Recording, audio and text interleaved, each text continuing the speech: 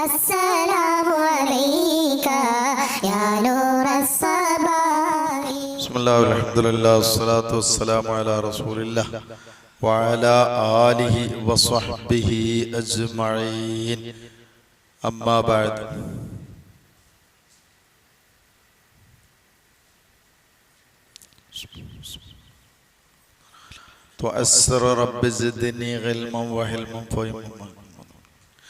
അപ്പൊ വെള്ളം നജസ്സാകുന്നതിനെ കുറിച്ചാണ് നമ്മളെ ചർച്ച വന്നത്.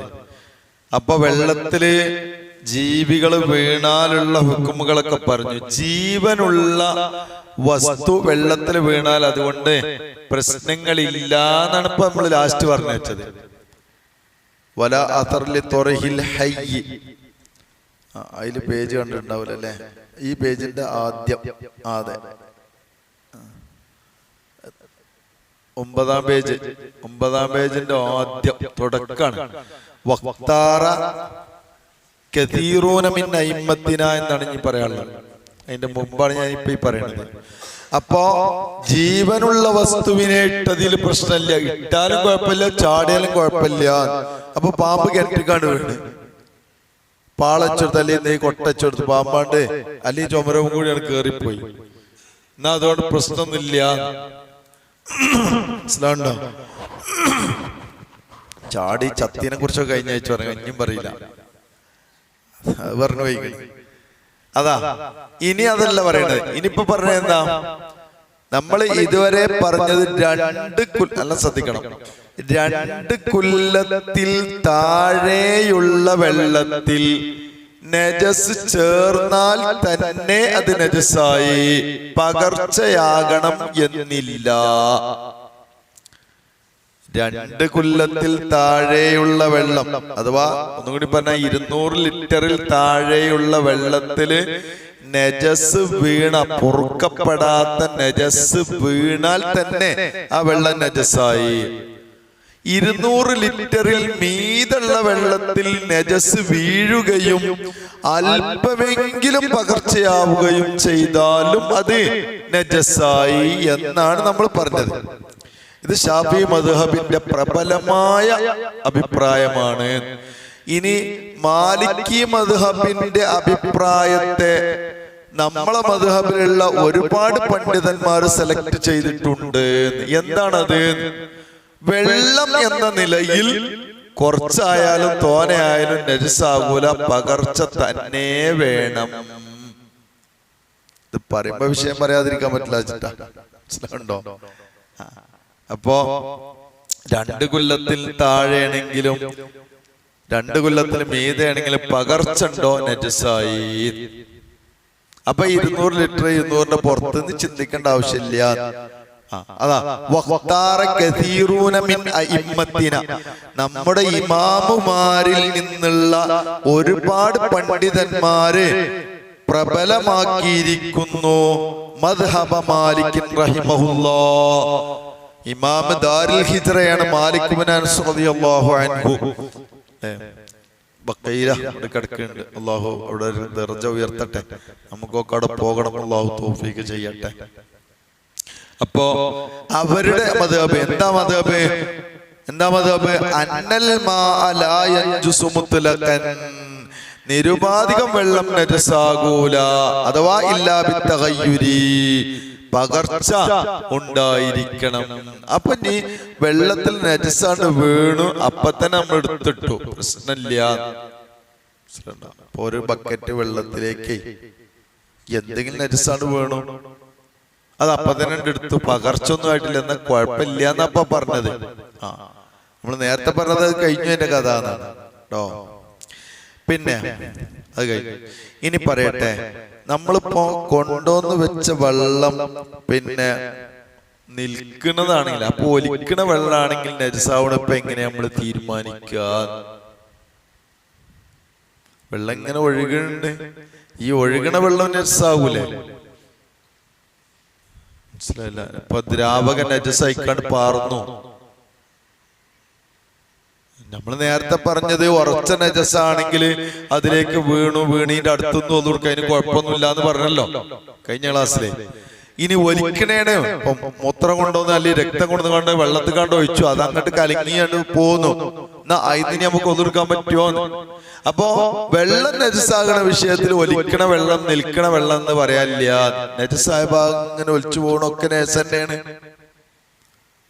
രക്തം നിറമ്പോ മനസ്സിലായിട്ടുണ്ടാവും. ഇപ്പൊ രക്താണ്ട് പാർന്നു വയ്ക്ക്, ആ രക്തം അപ്പൊ കലങ്ങി വെച്ച് ഇങ്ങനെ പോവല്ലോ, ആ പോണൊക്കെ ഏത് തന്നെയാണ്? നജസ് തന്നെയാണ്. അതിനെടുത്ത് കണ്ട് ഒതുക്കാൻ പറ്റില്ല. അതിന്റെ മേലില് വരുന്നതോ അശുദ്ധമായ വെള്ളമാണ്. അങ്ങനെ മേൽ നേരിന് വേറല്ലേ, ഈ വെള്ളമല്ലല്ലോ. അങ്ങനെയാണ്.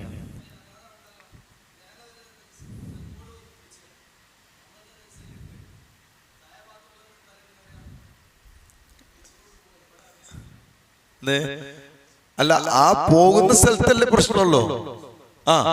ഇപ്പൊ ഞാൻ ഒന്നെടുക്കണേ, നിങ്ങളെ മേലെ വെള്ളം ഒഴിച്ച്, അപ്പൊ ഞാൻ അങ്ങനെ ഒന്നെടുത്തോണ്ട് ഒരു മുക്കിലും രണ്ടാമത്തെ ഒക്കിൽ വെക്കുമ്പോ രക്തമുള്ള മുക്കണ്ട. പകർച്ച അറിഞ്ഞതിനെ പറ്റിയല്ലോ ഇപ്പൊ പറഞ്ഞിട്ടുള്ളൂ. അതപ്പോ നമ്മൾ എന്തേ കുടിച്ചു എന്ന് അറിയില്ല. അതിനുശേഷം പറയണ്ടേ, ഒരു വെള്ളം നജസായ വെള്ളം ഉണ്ടായിരുന്നു, ശുദ്ധമായ വെള്ളം, ഏത് നജസായെന്ന് അറിയില്ല, എന്നാ രണ്ടുകൊണ്ട് ഒതുക്കണം എന്ന് പറയുന്നുണ്ട്. അപ്പൊ മനസ്സിലായില്ലേ? അങ്ങനെ അറിയില്ലേ, പ്രശ്നമില്ലാന്ന്. മറ്റു ചിലർ രണ്ടും ഒഴിച്ചാളണം, ഒന്നേതായാലും നജസല്ലേ എന്ന് പറയണുണ്ട്, മറിച്ചും പറയുന്നുണ്ട്. അത് പറയാൻ പറ്റില്ല. അതാ വൽജാരി ഒലിക്കുന്ന വെള്ളം കറാക്കിദിൻ കെട്ടി നിൽക്കുന്ന വെള്ളത്തെ പോലെയാണ്.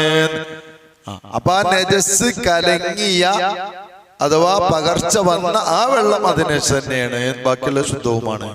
ഒഫിൽ ഖദീമി, ഖദീമിലുണ്ട്. ഖദീം എന്താ? ശാഫിഈ ഇമാം റളിയല്ലാഹു അൻഹുവിന് രണ്ട് അഭിപ്രായങ്ങളുണ്ട്. ഒന്ന് ഈജിപ്തിലേക്ക് വരുന്നതിന്റെ മുമ്പും അതിന് ശേഷവും. അപ്പോ ആ പിന്നെ ആദ്യത്തെ അഭിപ്രായം അനുസരിച്ച് ചില സ്ഥലങ്ങളിലൊക്കെ അത് പരിഗണിക്കലുണ്ട്. അതന്നെയാണ് നേരത്തെ മാലിക് ഇമാം റളിയല്ലാഹു അൻഹു മദ്ഹബ് പറഞ്ഞത്, കുറഞ്ഞ വെള്ളവും പകർച്ചല്ലെങ്കിൽ നജസാകൂല. മദ്ഹബ് മാലിക് റഹിമഹുല്ലാഹ്. പിന്നെ മജ്മൂഇ എന്ന കിതാബിൽ, ഇമാം നവവിയുടെ കിതാബാണ്, സവാഉൻ കാനത്തിൻ നജാസത്തു മാഇയതൻ ഔ ജാമിദതൻ. എവിടെ? ഒലിച്ചു പോകുന്ന സ്ഥലത്ത് ആ കെട്ടി നിൽക്കുന്ന വെള്ളത്തിന്റെ അതേ ഹുക്കുമാണെന്ന് പറഞ്ഞല്ലോ. അപ്പൊ ആ നജസ്സും നജസ്സുമായി ബന്ധപ്പെട്ട് പകർച്ചയായ സ്ഥലവും നജസ് തന്നെയാണ് എന്ന് പറഞ്ഞു. എന്നാൽ അവിടെ കെട്ടി നിന്നാലും ഒലിക്കുന്നിടത്തൊക്കെ അത് സമാണ്. അപ്പൊ നമ്മൾ പറഞ്ഞ രക്തം പോലെ കലങ്ങിക്കൊള്ളുന്നില്ല. അപ്പൊ ഒരു പിന്നെ നജസിന്റെ കഷ്ണാണ്, ഒരു ശവ കിടക്കുന്നത്, എലി ഇങ്ങനെ പോവാണ്. എന്നാ ആ പോകുന്ന സ്ഥലത്തുള്ള പകർച്ചയായ വെള്ളമൊക്കെ തന്നെയാണ്, നജസ് തന്നെയാണ്. ഒലിച്ചിട്ടും കുറച്ച് സാധനല്ലേ, നോക്കേണ്ട ആവശ്യമില്ല. ഇപ്പോ അഥവാ വെള്ളാണ് നജസായി, ഇപ്പൊ 200 നമ്മൾ പറഞ്ഞനുസരിച്ച് 200 ലിറ്ററിൽ താഴെയുള്ള വെള്ളത്തിൽ നജസായാൽ തന്നെ നജസായി. ഇനി ആ വെള്ളം എന്താ ചെയ്യാൻ? നജസായ വെള്ളം ശുദ്ധിയാക്കിയിട്ട് ഉപയോഗിക്കണം എന്നാണ് നമ്മൾ പറയുന്നത്. അല്ലാതെ നജസായ വെള്ളങ്ങളൊക്കെ ഒഴിവാക്കുക അങ്ങനെയല്ല. അപ്പൊ എന്ത് ചെയ്യണം? നേരത്തെ നമ്മൾ പറഞ്ഞ പോലെ ഒന്നുകിലൊക്കെ കൂടെ കൊണ്ട് ഒരുമിച്ച് കൂട്ടുക. അങ്ങനെ കുറെ നജസായ വെള്ളങ്ങളുടെ കൂടെ ഒരുമിച്ച് കൂട്ടി വെക്കുക, എന്നിട്ട് പകർച്ച ഉണ്ടോക്കുക. പകർച്ചല്ലേ അവനാണ്ട് പിന്നെ മുക്കിക്കൊണ്ടുപോവാ. ഇപ്പൊ എല്ലാരും ഇതിലുമായി കുറേശ്ശെ നിങ്ങളെ ബക്കറ്റിലും നിങ്ങളെ ബക്കറ്റ്, അപ്പൊ എല്ലാ ബക്കറ്റും കൂടി ഒന്നിക്കൊടുന്ന് പാർന്നു നോക്കുമ്പോ 200 മീതുണ്ട്, പകർച്ചോട്ടില്ലേനും. എന്നാ പിന്നെ ഓരോരുത്തർക്ക് ഓരോ ബക്കറ്റ് മുക്കിക്കൊണ്ടുപോകല്ലോ, പ്രശ്നമില്ലല്ലോ. അത് ചെയ്യാൻ അതാണ് നീ പറഞ്ഞോ. പിന്നെ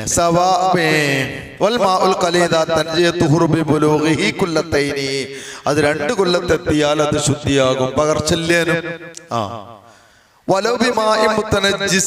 നജസായ വെള്ളത്തെ കൊടുന്ന് പാർന്നാലും ശരി, അതുകൊണ്ട് പകർച്ചയായില്ല. അതാ ഞാൻ പറഞ്ഞ എല്ലാവരും നജസായ വെള്ളമാണ്. നിങ്ങളെ ബക്കറ്റിൽ ഒഴിക്കണ്, നിങ്ങളെ ടാങ്കിൽ ഒഴിക്കണ്, ഇതൊക്കെ കൂടെ ചെയ്ത് ഒരു സ്ഥലത്ത് കിടിച്ച് അടിച്ച്, അപ്പൊ 200 ലിറ്ററിന്റെ മീതായി, പകർച്ചോട്ടില്ലേ. സംഗതിയിൽ ഇപ്പൊ ഓരോരുത്തരുടെ ബക്കറ്റിലും നജസ് ഉണ്ടായിരുന്നു. നജസായ വെള്ളം, നജസായ വെള്ളം, നജസ് നല്ല നജസായ വെള്ളം എഴുതല്ലോ, എന്നാലും പറ്റൂല്ലോ. എന്നിട്ട് പിന്നെ രണ്ടാമത് എടുത്താ പ്രശ്നങ്ങളൊന്നുമില്ല. പക്ഷെ ആ പാത്രം പിന്നെ കഴുകണം കേട്ടോ. മനസ്സിലായില്ല? അയ്യോ പാത്രം, അതെ. ഇപ്പൊ ഞാൻ ബക്കറ്റിലാണ്, എന്റെ ബക്കറ്റിൽ ഒരു 10 ലിറ്റർ വെള്ളം ഉള്ളത്. ആ 10 ലിറ്റർ വെള്ളത്തിലാണ് നജസായത്. അപ്പൊ ഇനി അത് ശുദ്ധീകരിക്കാൻ വേണ്ടി ഞാൻ ആ 250 ലിറ്റർ വെള്ളത്തേക്ക് അതാണ് പാർന്നു. എന്നാ പിന്നെന്ത് ചെയ്യണം? ഈ പാത്രം ഞാൻ കഴുകി വൃത്തിയാക്കിയിട്ട് വെള്ളം എടുക്കാവൂ. പിന്നെ ആ പാത്രത്തിൽ നജസ് ഉണ്ടാവൂലേ? അത് പറ്റൂല്ലോ. പിന്നെ ഇനി തോന വെള്ളം, നമ്മൾ ഇന്നാള് പറഞ്ഞല്ലോ കിണറ്റില് പൂച്ചാൻ ചാടി, അങ്ങനെ ഈ പോയിട്ടാണ് കണ്ടത് പറഞ്ഞല്ലോ, ആരാന്ന് പറഞ്ഞില്ലേ? എന്നാ ഇനി എന്താ കാട്ടുക? അവിടെ നിന്നോട്ടെ, നിന്ന് അതിന്റെ എല്ലാ പകർച്ചയാണ് പോണ്. കുറച്ച് ദിവസം വെള്ളം അടിക്കലാണ് നിർത്തി, അപ്പൊ വെള്ളം തന്നെയാണ് ശുദ്ധീകരിക്കണേ.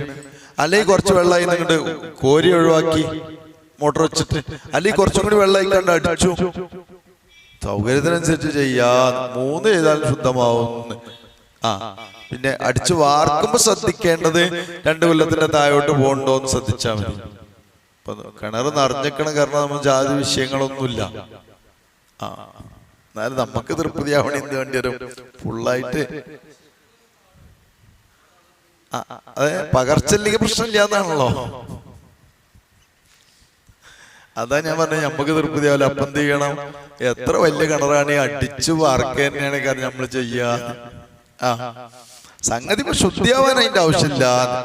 നമുക്ക് തൃപ്തിയായോ ആയില്ലേ എന്നല്ല ഇവിടുത്തെ വിഷയം. അതാ സ്വമേധയാ അതിന്റെ പകർച്ചകൾ അങ്ങനെ നീങ്ങി. ആദ്യം വെള്ളം വാസന ഉണ്ടായിരുന്നു, പിന്നെ 2 ദിവസം 4 ദിവസം കഴിഞ്ഞിട്ട് എന്ത് ചെയ്തു? അപ്പൊ എല്ലാരും കൂടി മോളോടുക്കാണ്ട് പോയി. ഇപ്പൊ കിണറ്റില് ഇപ്പൊ അതൊക്കെ കൂടി നന്നാക്കാം. എവിടുന്ന അപ്പൊ ഈ വരച്ച കാലത്ത് നടക്കുക.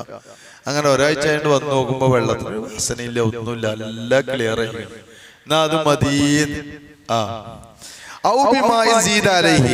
അല്ലെങ്കിൽ മറ്റോ പേർക്കാരുണ്ട്, എന്തിനാ കൂട്ടർ നിങ്ങൾ ഇങ്ങനെ ബുദ്ധിമുട്ടുണ്ട്? ഈ ടാങ്ക് ഇതൊന്ന് പൈപ്പ് എടുത്ത് തിരിച്ചു പിടിച്ചാ പോരെ. നല്ല അയൽവാസികളാണ് നിർത്തുക, അതുകൊണ്ടാണ്. അല്ലെങ്കിൽ പൈപ്പ് മറ്റേ പൈപ്പല്ല അടി കൂടി അല്ലേ ഇടുക, കുറച്ച് കൂടുതലാണ് ഈ അടിക്കോട്ടെ വെച്ചിട്ട്. നല്ല മനുഷ്യന്മാരായതുകൊണ്ട് ആ പൈപ്പ് പിടിച്ചു കണ്ട് അടിച്ചാണ് നിറച്ചു. അപ്പൊ എന്ത് ചെയ്തു? അങ്ങോട്ട് ഒഴുകി, അല്ലെങ്കിൽ ഒഴുകാനുണ്ടായി. 2 പാമ്പിനും കൂടിയാണ് കേറി. അപ്പൊ നോക്കുന്നില്ല, ഒരു കുഴപ്പമില്ല. കുടിച്ചു നോക്കുമ്പോഴും പ്രശ്നമില്ല, വാസനയില്ല, നേരം ഒന്നുമില്ല, ശരിയായി. അതാ അവനൊക്കെ സാധനം അല്ലെങ്കിൽ കുറച്ച് വറ്റിച്ചു. അതാണ് ഇപ്പൊ നമുക്ക് സുഖം. കുറച്ച് പൈപ്പ് എന്താവും ടാങ്ക് എന്താണ്ട് പുറത്തൊക്കെ വെച്ചിട്ടുണ്ടാവും ഓള്. അത് നെയ്യാണ് പുറത്ത് കണ്ടിച്ചു, തെങ്ങിന്റെ കൊണ്ട് കുറച്ചാണ് അടിച്ചു. അപ്പൊ വെള്ളമാണ് വറ്റി. അപ്പൊ നോക്കുമ്പോഴത്തേക്കണേ നിർത്തി. കുറച്ച് കഴിഞ്ഞ് നോക്കുമ്പോ വളരെ ക്ലിയർ ആയി. മതി. ആ കുറക്കുമ്പോഴാണ് ഞാൻ പറഞ്ഞത് 2 കൊല്ലത്തിന്റെ താഴോട്ട് പോകുന്നു, ഒന്ന് ശ്രദ്ധിച്ചാ മതി. ഇവിടെ ബാക്കിയുള്ള വെള്ളം അഥവാ അടിച്ച് വാർത്തിന്റെ ബാക്കിയുള്ള 2 കൊല്ലത്തിൽ മീതമാണ്. താഴായ പിന്നെ ചേർത്താൻ നേസായില്ലേ? അതുകൊണ്ടാണ് അത് കഴിഞ്ഞു. അപ്പൊ വെള്ളത്തിന്റെ വിശാലമായ ചർച്ചകളാ പറഞ്ഞത്. എന്ത് സംശയം ഉണ്ടെങ്കിലും അതിന്റെ അടിയിൽ ചോദിക്കണം. ഓരോരുത്തർക്കും ഓരോ സംശയങ്ങളായിരിക്കും. ഇതൊക്കെ പേരക്കാർക്ക് പറഞ്ഞു കൊടുക്കും വേണം. പേരക്കാർക്ക് പറഞ്ഞു കൊടുക്കും വേണം. അവരാണ് ഒൽമ്പലും കഴുകലും, നമ്മളിട്ട് നിസ്കരിക്കുക മാത്രമേ ഉള്ളൂ. ഒക്കെ പറയണം.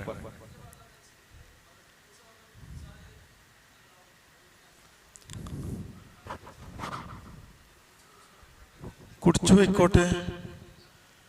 അതായത്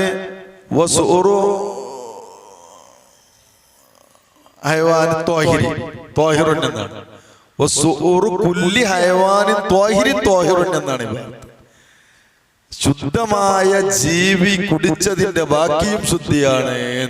അപ്പൊ പൂച്ച ശുദ്ധിയുള്ള ജീവിയാണ്. നേരെ മറിച്ച് ഞാൻ വിഷയം പറയുന്നുണ്ട്. അക്കലാത്ത് മൈത്തത്തൻ എന്ന് പറഞ്ഞിട്ട് പറയണ്ടേ, ശവത്തെ തിന്നുന്നത് കണ്ടു, അത് നേരെ വന്ന് നമ്മളെ പാത്രത്തിലേക്ക് വായ മറ്റൊന്നും ശുദ്ധിയാക്കാൻ അവസരമില്ല, നമ്മളെ പാത്രത്തിൽ ഇട്ടാൽ തലയിട്ട അശുദ്ധിയായി, നേസായി എന്ന് പറയുന്നത്. നേരെ മറിച്ച് ആ പൂച്ച അപ്പുറത്ത് പോയി. ശേഷം പറയണ്ടേ ഞാൻ വിഷയം, പൂച്ചാണ്ട് പോയി. കുറച്ച് കഴിഞ്ഞിട്ട് നമ്മളതിൽ വന്നിട്ട് തലയിട്ടു. എന്നാ ആ പോയ സ്ഥലത്ത് അതിന് വെള്ളം കുടിക്കാനുള്ള, അതാ വായ ശുദ്ധിയാക്കാറിനാല് വെള്ളം കുടിക്കാനുള്ള സൗകര്യം കിട്ടിയിട്ടുണ്ട് എങ്കിൽ കുടിച്ചോ കുടിച്ചില്ല നമ്മൾ ഉപയോഗിക്കണ്ട. കുടിക്കാൻ സൗകര്യമുണ്ട്. വരുമ്പത്ത് കൊണ്ടുപോകുന്ന അവിടൊക്കെ വെള്ളം ഒലിക്കുന്നുണ്ട്. പിന്നെ പൂച്ച വന്നിട്ട് നമ്മളെ പാത്രത്തിൽ നിന്ന് ബക്കറ്റിൽ നിന്ന് വെള്ളം കുടിച്ചു, അതുകൊണ്ട് നമ്മളെ ബക്കറ്റിൽ വെള്ളം നെസ്സാവില്ല. അതുകൊണ്ട് അവിടുന്ന് ശുദ്ധിയാക്കാൻ, വായ ശുദ്ധിയാക്കാന് സാധ്യത കൂടുതലാണ് എന്ന് പറയുന്നുണ്ട്. രോമുണ്ടായ നസൻ, രോമൻ നസാണല്ലോ. അതായത് ഏതൊരു ജീവിയിൽ നിന്നും പിരിഞ്ഞു പോകുന്നതിന്റെ ഹുക്മ് ആ ജീവിയെ പോലെ തന്നെയാണ് എന്നാണ്. അപ്പൊ അത് ചത്താൽ എന്തൊരു ഹുക്കുമാണോ അതാണ്. ഇപ്പൊ നമ്മള് മത്സ്യം കിട്ടി, മീൻ പിടിക്കാൻ പോയപ്പോ ഒരു വാലിന്റെ കഷ്ണം കിടക്കുന്നുണ്ട്, എടുത്തു കൊടുത്തു, കുഴപ്പമില്ല. എന്താ കാരണം? ഞാൻ മീന് ചത്തതാണെങ്കിലും അതിന്റെ തന്നെയാണ്. നേരെ മറിച്ചൊരു കോഴിയുടെ കാല കിട്ടിയത്, എന്നാ കോഴിയുടെ കാല് പറ്റൂല, കാരണം അത് അർത്ഥ കോഴിയല്ല, അതുകൊണ്ട് പറ്റൂല, എടുക്കാൻ പറ്റൂല, കാരണം ചത്ത നേസാണ്. നമ്മൾ തിന്നുന്ന ജീവിയോ തിന്നാത്ത ജീവിയോ എന്നല്ല ഇവിടുത്തെ വിഷയം. ആ ജീവിയായിരിക്കുമ്പോ ശുദ്ധമാണ്. പക്ഷെ ആ പിരിഞ്ഞു പോരുന്ന ജറകായാലും വെള്ള കഷ്ണായാലും വെള്ള കാലായാലും വേണ്ടില്ല, അതിന് ആ വസ്തുവിന്റെ ഹുക്കുമാണ്, ജീവിയുടെ ഹുക്കുമാണുള്ളത്.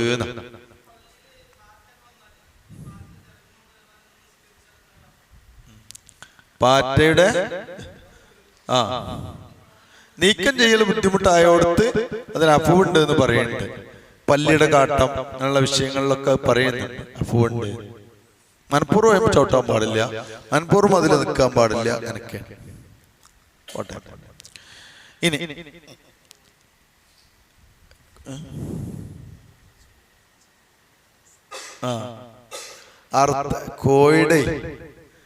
കോഴിയുടെ തുവലെടുക്കും, അറിയില്ലേ? മയിലിന്റെ വീലി, മയിൽപീലി. അപ്പോ അറുത്തെടുത്ത ജീവിയുടെ അർത്ഥജീവിയാണ്, എന്നാ അതിന്റെ തൂവലിനൊന്നും കുഴപ്പമില്ല. അർത്ഥെടുത്ത ജീവിയാണ്, അർത്ഥജീവിയാണെങ്കിൽ കുഴപ്പമൊന്നുമില്ല. കൊയിനെ പറ്റിയാണ് ഇപ്പൊ നമ്മള് പറഞ്ഞതേ. മയിൽപ്പീലി കൊയിഞ്ഞാടി അടുക്കാൻ പറ്റില്ല, കാരണം കൊണ്ട് മയില് നേസല്ലേ ചത്താല്, അതുകൊണ്ട്.